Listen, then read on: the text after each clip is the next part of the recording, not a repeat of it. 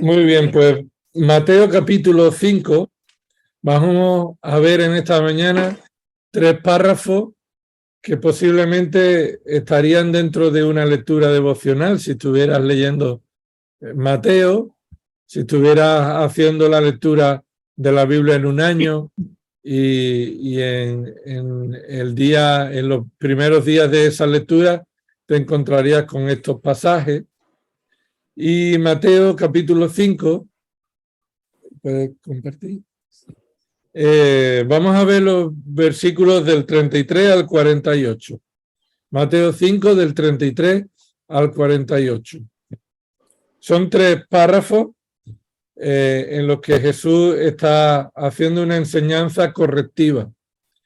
El Sermón del Monte es el sermón más conocido, relatado en los evangelios, el sermón posiblemente más extenso en los evangelios, y Jesús expresamente, aunque es un resumen lo que encontramos en el pasaje, posiblemente el sermón fuera más largo, pero lo que encontramos en este sermón especialmente es que Jesús está destacando la identidad real del verdadero discípulo de Cristo, el verdadero creyente. Y empieza por las bienaventuranzas, mostrando quiénes son los bienaventurados. Y los bienaventurados no son aquellos que en aquella época pensaban. A los que en aquella época pensaban es que eran bienaventurados los judíos. Bienaventurados los judíos y además bienaventurados los hombres. Los fariseos y los escribas que enseñaban en aquella época no enseñaban conforme a la palabra de Dios fielmente, así que ellos enseñaban según sus tradiciones, sus ideas, y en esa falsa enseñanza destacaban la importancia de ser hombre, menospreciando a la mujer, y la importancia de la justicia propia y de ser judío religioso en lugar de el reconocimiento de nuestra pecaminosidad y la única santidad que en Dios hay, la única justicia que en Dios hay. Entonces, no es de extrañar que todo el Sermón del Monte sea una continua corrección a las enseñanzas que en aquella época los falsos maestros, los fariseos y los falsos maestros de la época estaban haciendo. Y no nos extrañamos que al final, mira capítulo 7, versículo 28, cuando Jesús terminó estas palabras, es decir, cuando Jesús terminó de predicar, las multitudes se admiraban de su enseñanza y la admiración, la respuesta de esta multitud escuchando la palabra de Dios, que se admiraban de su enseñanza, tenía que ver con un detalle en concreto, versículo 29, porque les enseñaba como uno que tiene autoridad y no como sus escribas. Y no solamente se destaca la autoridad de Cristo como Dios, que sin duda la tiene. Cristo es Dios, aún siendo también hombre, él nunca dejó de ser Dios. Él enseñaba con la autoridad de su propia palabra, pero además enseñaba con la autoridad suprema por encima de los escribas. Es decir, también Jesús estaba mostrando la autoridad, corrigiendo la falsa enseñanza de los escribas. La autoridad de Cristo se mostraba en su enseñanza también por medio de corregir lo que otros estaban enseñando. A veces cuando enseñamos la palabra de Dios y esto corrige lo que otros enseñan, esto muestra la autoridad de la palabra de Dios, pero también una enseñanza que muestra la autoridad del que enseña, sometiéndose a la palabra de Dios, aunque esto corrija o vaya en contra de lo que otros enseñan. Así que vamos a ver en este aspecto, entendiendo el Sermón del Monte, 3 enseñanzas en los versículos del 33 al 48. Y vamos a ver, en primer lugar, en los versículos, vamos a ver 3 enseñanzas. En primer lugar, la enseñanza incorrecta. La enseñanza incorrecta. Es decir, Jesús en primer lugar va a revelar lo que ellos han escuchado. y es un patrón que vamos a ver. Habéis oído que se dijo a los antepasados, o en el versículo 38, habéis oído que se dijo, o versículo 43, habéis oído que se dijo. Y no solamente Jesús está tomando la referencia de la enseñanza, lo que Dios ha dicho, y ellos encontraban en la ley, en el Pentateuco, sino que Jesús hace referencia a la enseñanza de los escribas usando esos versículos del Pentateuco. Así que Jesús no solamente cita versículos del Antiguo Testamento, del Pentateuco, como referencia de habéis oído esto, sino que Jesús está directamente diciendo habéis oído la enseñanza de estos versículos que los escribas os han enseñado. Esto es lo que Jesús está mostrando, la enseñanza incorrecta. Pero en segundo lugar vamos a ver la enseñanza correcta. Jesús va a enseñar lo que esos versículos en verdad significan. Y es diferente a lo que ellos habían escuchado de parte de los escribas. Y por último vamos a ver un punto de aplicación, un punto de muchas aplicaciones que podemos sacar. Vamos a sacar un punto de aplicación en nuestra vida. Así que vamos a ver estos 3 puntos en el primer párrafo, versículos del 33 al 37. Vamos a leerlo y ahora vamos a ver la enseñanza incorrecta. Versículo 33 de Mateo 5. También habéis oído que se dijo a los antepasados, no jurarás falsamente, sino que cumplirás tu juramento al Señor. Pero yo os digo, no juréis de ninguna manera, ni por el cielo, porque es el trono de Dios, ni por la tierra, porque es el estrado de sus pies, ni por Jerusalén, porque es la ciudad del gran rey. Ni jurarás por tu cabeza, porque no puedes hacer blanco o negro ni un solo cabello. Antes bien, sea vuestro hablar sí, sí, o no, no. Y lo que es más de esto, procede del mal. Esta es la primera enseñanza que Jesús hace para corregir una falsa enseñanza de la época, que nos ayuda a entender también este pasaje en nuestro tiempo. ¿Cuál era la enseñanza incorrecta? La enseñanza incorrecta que Jesús corrige es lo que los escribas enseñaban. Y enseñaban así, mi juramento confirma mi fidelidad. Mi juramento confirma mi fidelidad.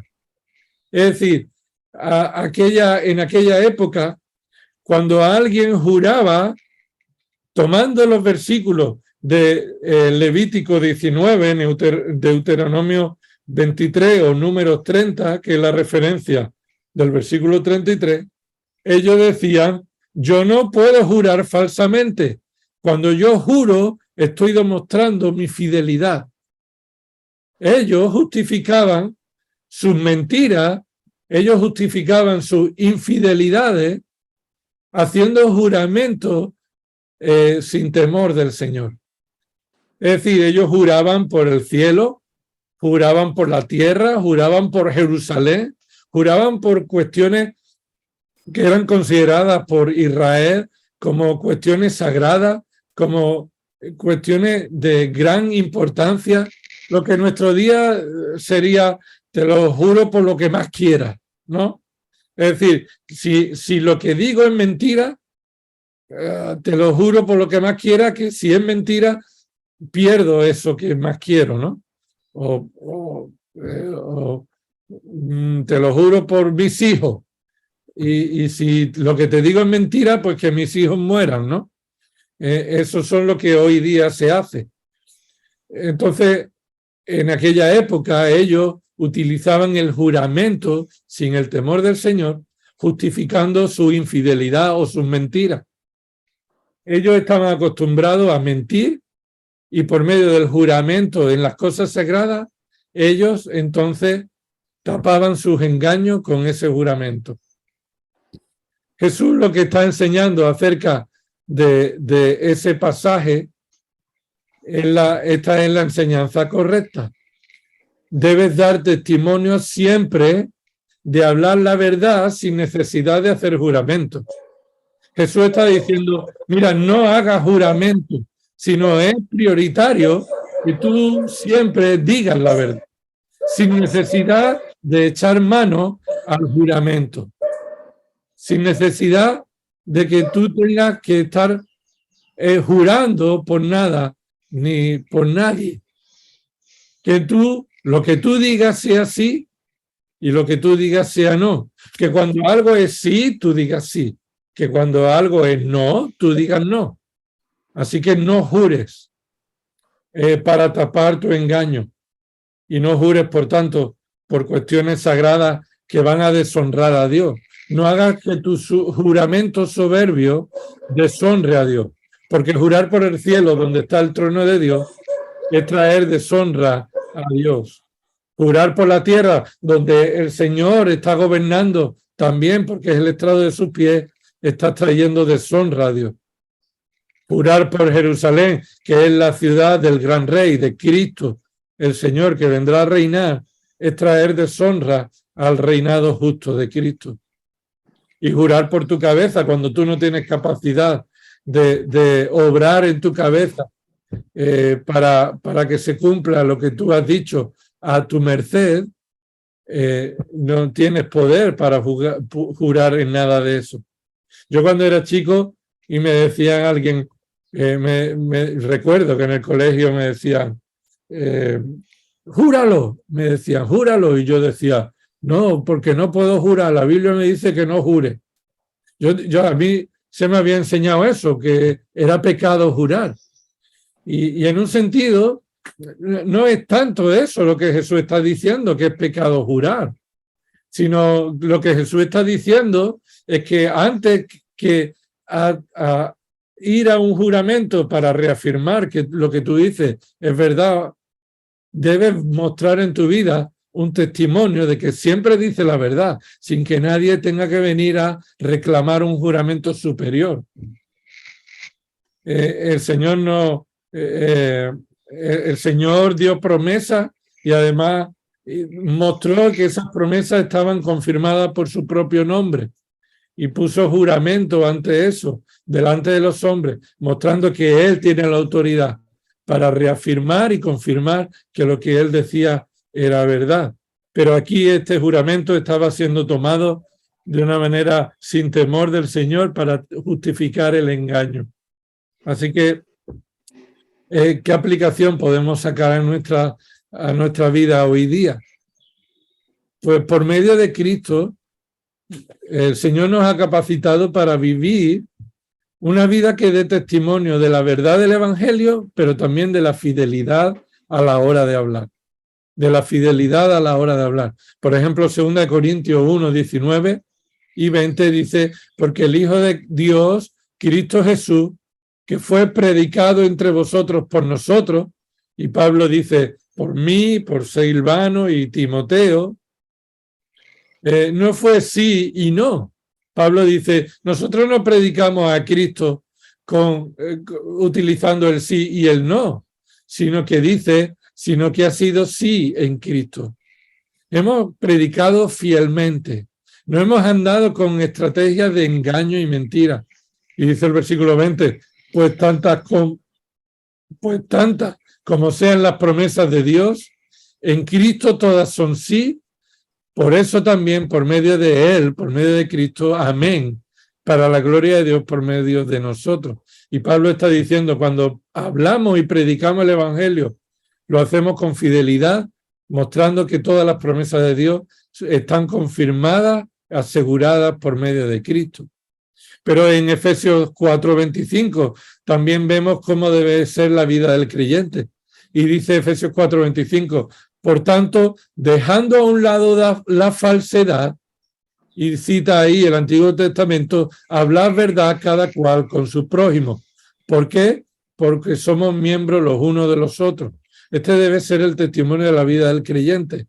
Dejar a un lado la falsedad y todo lo que hablemos sea conforme a la verdad.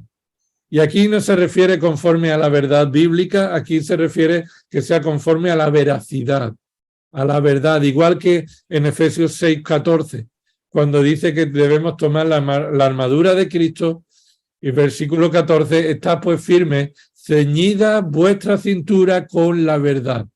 Ahí se refiere a que debemos hablar todo conforme a la veracidad, lo que sea cierto, sin andar con el engaño. Por ejemplo, Colosenses capítulo 4, versículo 6, que vuestra conversación sea siempre con gracia, sazonada como con sal, para que sepáis cómo debéis responder a cada persona. Y esto es, debemos hablar con la verdad de manera adecuada. Y recuerda, en Santiago 5:12, y sobre todo, hermanos míos, no juréis ni por el cielo ni por la tierra, ni con ningún otro juramento.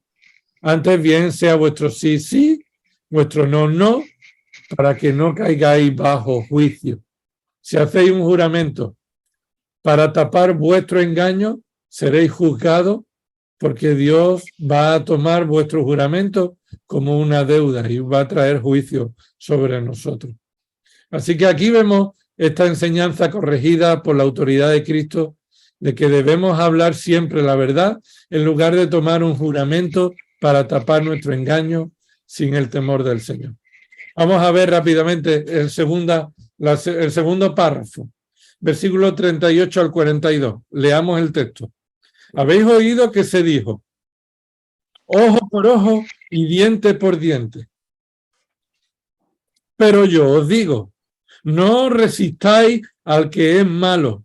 Antes bien, a cualquiera que te abofetee en la mejilla derecha, vuélvele también la otra. Y al que quiere ponerte pleito y quitarte la túnica, déjale también la capa. Y cualquiera que te obligue a ir una milla, ve con él 2. Al que te pida, dale. Y al que desee pedirte prestado, no le vuelvas la espalda. Este pasaje, en ocasiones en nuestro tiempo, también ha sido mal interpretado, no solamente mal interpretado en aquella época y mal enseñado en la época por los escribas, sino que en nuestra época este pasaje no llega a entenderse en ocasiones adecuadamente. Y eso hace que sea ninguneado entre los no creyentes y a veces los creyentes no podemos defender o corregir lo que este pasaje enseña frente a otros que lo tergiversan. ¿Qué enseñaban incorrectamente? Lo que enseñaban incorrectamente es que ellos decían, Dios nos ha reconocido el derecho a la venganza. Tenemos reconocido el derecho a vengarnos. Y eso es lo que utilizaban cuando cogían este versículo de Éxodo 21, Levítico 24 o Deuteronomio 19. Ojo por ojo, diente por diente. En nuestra época, en la sociedad, se toma esto, le llaman la ley del talión, ¿verdad? Se ha escuchado eso en muchas ocasiones. Y su origen es un origen no de una ley, de una cultura, de una civilización o de alguien. Era una ley que venía en el Antiguo Testamento, en la ley que Jehová dio a Israel para establecer los parámetros de justicia y de juicio en el pueblo. Había 3 suposiciones o 3 situaciones en las que quien hacía un daño debía restituir ese daño sufriendo proporcionalmente el daño que había cometido. Es decir, ya fuera porque 2 personas estaban peleando y hacían daño a una mujer que estaba encinta y provocaban daño al bebé que estaba en el vientre de la madre, ese daño podía ser reclamado por el padre al hombre que había causado ese daño, y si el bebé había perdido un ojo, entonces el hombre tenía el derecho a reclamar que esa persona que había cometido el daño se le quitara el ojo. Y si había perdido un brazo, que se le quitara el brazo. Si había perdido la vida, que se le quitara la vida. Y también se mostraba esta justicia o esta forma de hacer justicia por medio de los jueces de Israel, cuando dos personas se peleaban y causaban daño, o cuando había un juicio y alguien con un falso testigo quería hacer daño a otra persona falsamente. Eran los tres casos en el que Dios establecía que debía restituirse vida por vida, ojo por ojo, diente por diente, brazo por brazo, y ellos tomaban esos versículos para, no solamente en esos tres casos, sino en el resto de la vida, tenemos derecho a la venganza. Entonces, cada vez que alguien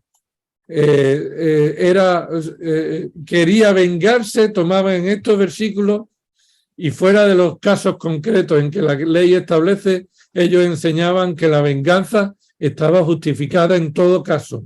Y además sería la primera respuesta que deberíamos tomar enfrentando un conflicto sin compasión. Sin compasión. Jesús toma esta falsa enseñanza y establece la enseñanza correcta. No podemos tomar ese versículo para actuar sin compasión. Al contrario, la enseñanza correcta es: no respondas con hostilidad o venganza, sino procura el bien sin rencor. Procura el bien sin rencor. Somos llamados a actuar con el bien hacia los demás sin rencor, sin ningún derecho a tomarnos la venganza y el rencor para evitar hacer el bien a otra persona. Por eso cuando Jesús dice, versículo 39, pero yo os digo, no resistáis al malo, esa palabra es: no respondáis con hostilidad. La palabra resistir es la palabra ser hostil. Así que Jesús está diciendo: no seáis hostiles ante el malo, ante el que os ha hecho el mal, sino todo lo contrario, antes bien, a cualquiera.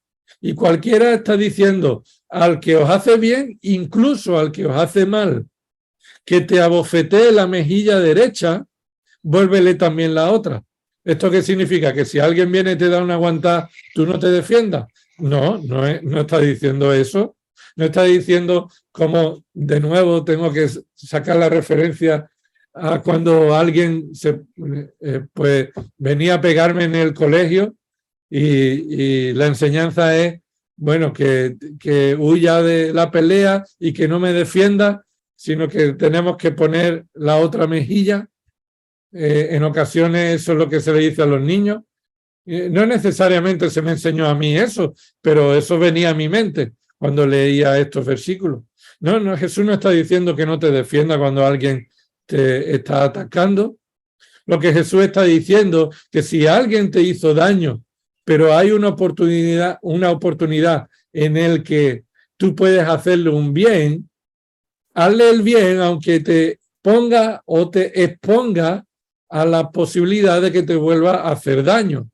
Pero no actúes con rencor, no actúes con hostilidad, y por tanto esta sea la razón por la que tú vas a evitar hacerle bien a alguien.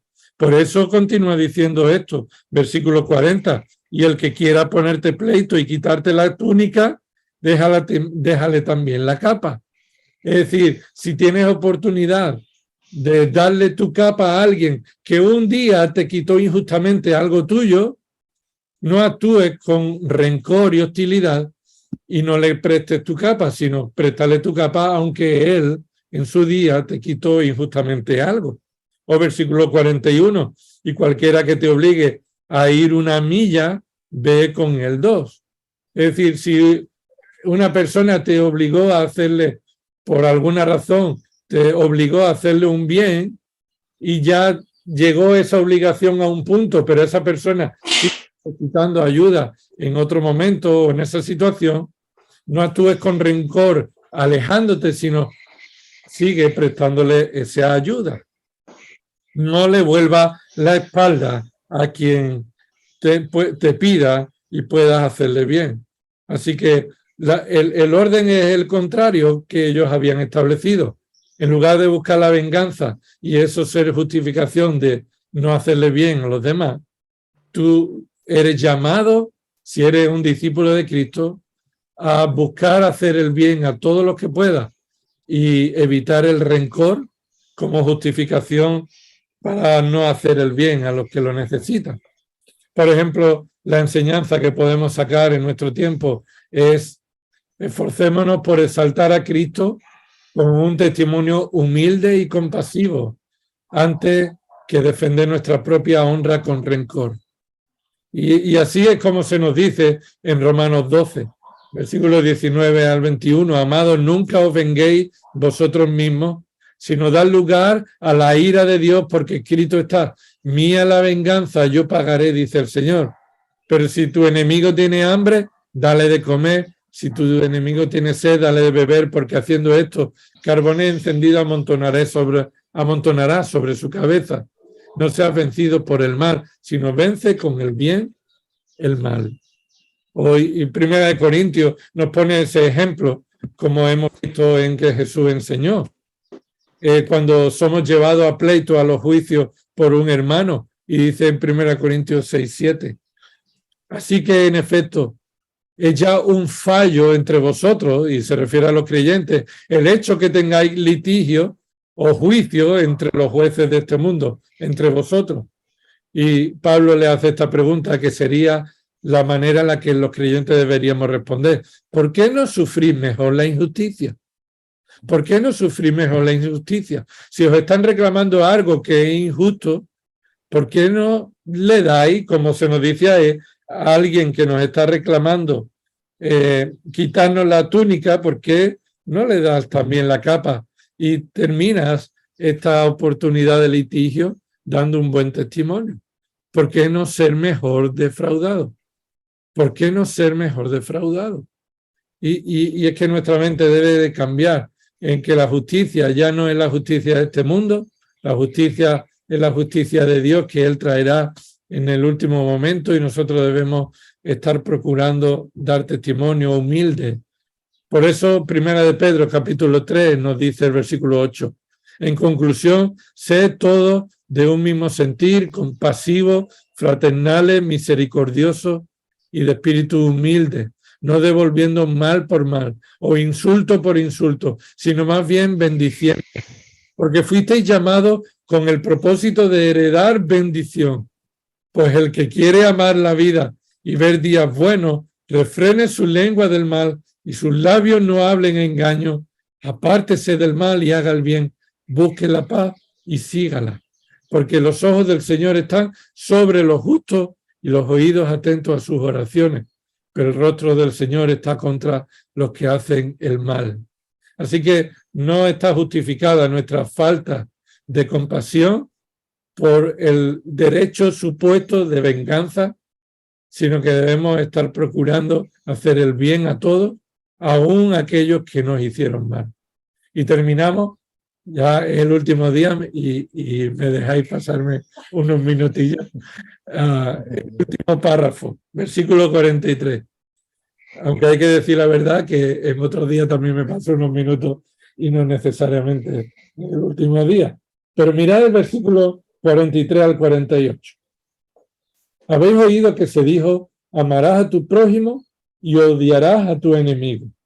Pero yo os digo: amad a vuestros enemigos y orad por los que os persiguen, para que seáis hijos de vuestro Padre que está en los cielos, porque Él hace salir su sol sobre malos y buenos y llover sobre justos e injustos.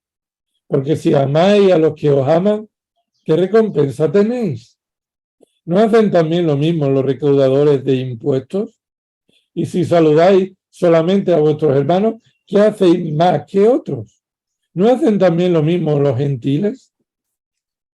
Por tanto, sed vosotros perfectos, como vuestro Padre Celestial es perfecto. Y tiene mucho que ver con lo que acabamos de decir antes. Por eso Jesús está en su sermón hilando temas unos con otros. Pero hay una diferencia, y es que antes ellos creían que tenían derecho a la venganza, al mal, a la forma de hacer el mal. Pero en esta ocasión la enseñanza incorrecta decía lo siguiente: no estamos obligados a mostrar amor a todos, sino que nuestro odio está justificado. se junta con lo que habíamos dicho antes. Tenemos derecho a la venganza y además no tenemos obligación a amar a todos.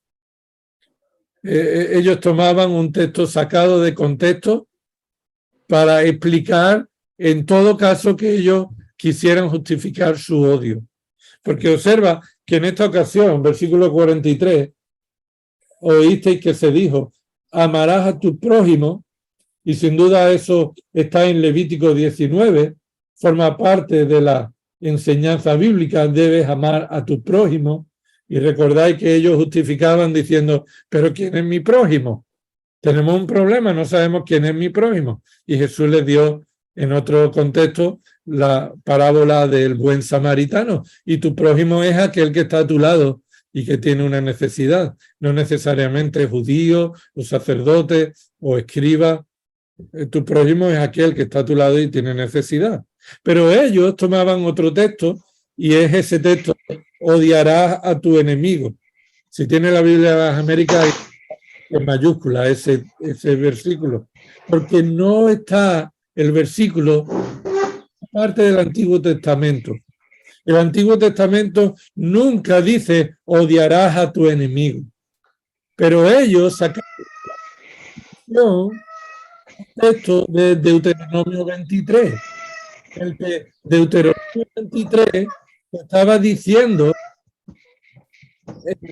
Deuteronomio 23 se estaba diciendo que Dios le decía que debían castigar al pueblo que los había rechazado, a los amonitas y moabitas, y entonces tenían que destruirlo por lo que ellos les hicieron.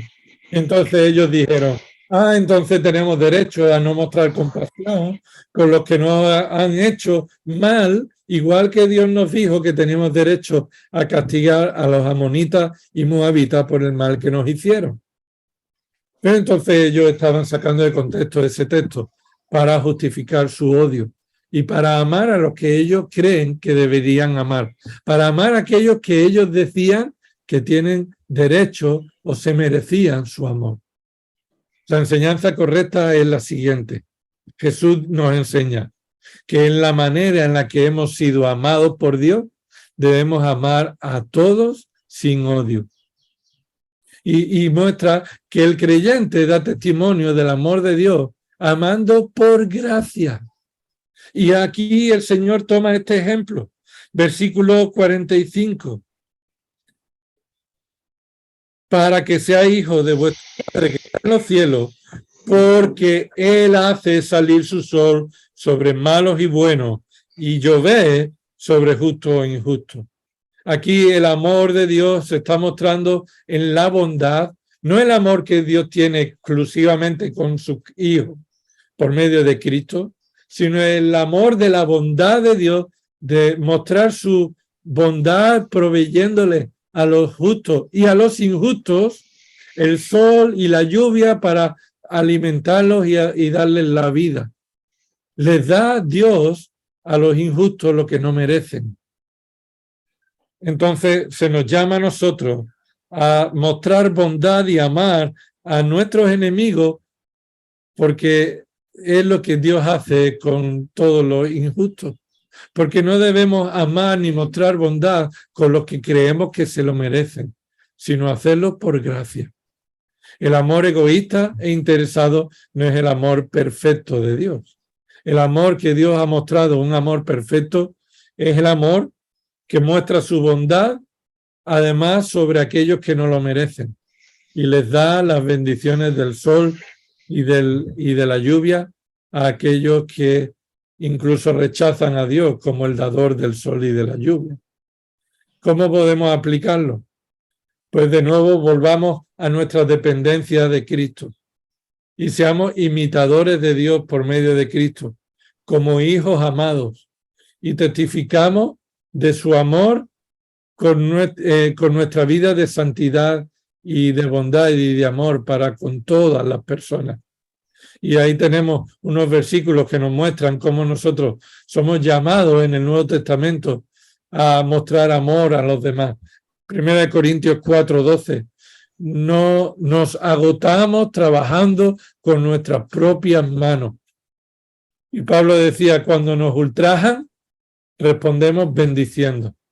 Cuando somos perseguidos, lo soportamos. Cuando nos difaman, tratamos de reconciliar. Hemos llegado a ser hasta ahora la escoria del mundo, el desecho de todo. Y Pablo lo mostró como un testimonio de cómo debemos responder nosotros ante aquellos que son malos, y debemos bendecir, debemos soportarlos y debemos buscar la reconciliación y buscar el bien de los demás y bendecir a los demás, como dice Primera de Pedro capítulo 2, versículo 20 al 24. Pedro dice, pues qué mérito hay si cuando pecáis y sois tratados con severidad lo soportáis con paciencia. Bueno, no hay ningún mérito cuando somos tratados con severidad porque hemos pecado.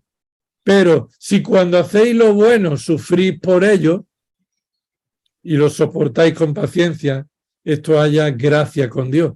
Porque para este propósito habéis sido llamados, pues también Cristo sufrió por nosotros, los creyentes, dejándonos testimonio, ejemplo, para que sigamos sus pisadas, el cual no cometió pecado ni engaño alguno se halló en su boca, y quien cuando le ultrajaban no respondía ultrajando, cuando padecía no amenazaba, sino que se encomendaba a aquel que juzga con justicia, y él mismo llevó nuestros pecados en su cuerpo sobre la cruz, a fin de que muramos al pecado y vivamos a la justicia, porque por sus heridas fuisteis sanados. No hay manera de vivir para la justicia si no es por medio de la obra de Cristo en nuestras vidas. Efesios 5:1 nos dice, sed pues imitadores de Dios como hijos amados.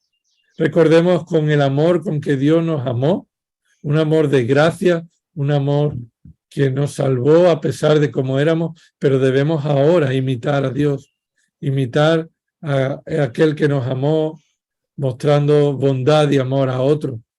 Y no confiando en nuestra propia justicia, sabiendo que no somos perfectos. Este tipo de justicia y de amor hacia los demás no vamos a alcanzarlo en esta vida. Pero la justicia que nos ha salvado no es nuestra, es la justicia de Cristo. Segunda de Corintios 5:21 dice que al que no conoció pecado, Dios lo hizo pecado por nosotros, para que nosotros fuéramos hechos justicia de Dios en Él, o por medio de Cristo, por medio de Él, por medio de su perfecta justicia. Entonces somos llamados a buscar la santidad del amor en una vida de testimonio, en el que amamos por gracia, en lugar de justificar nuestro odio, pensando que debemos amar a los que se lo merecen. Así que esta es la enseñanza de la autoridad de Dios. Una correcta interpretación de su palabra, no para justificar nuestro pecado con el texto bíblico, sino entender el texto bíblico para vivir una vida que le glorifique a Él, de imitar a Cristo en el poder del Espíritu. Vamos a orar. Le pediría a Ignacio que él pudiera tener una oración. Padre que está en los cielos, te pedimos perdón por nuestros pecados, Señor, y reconocemos, Señor, que a veces tomamos la legalidad por nuestra cuenta y nos desviamos de tus caminos, Señor.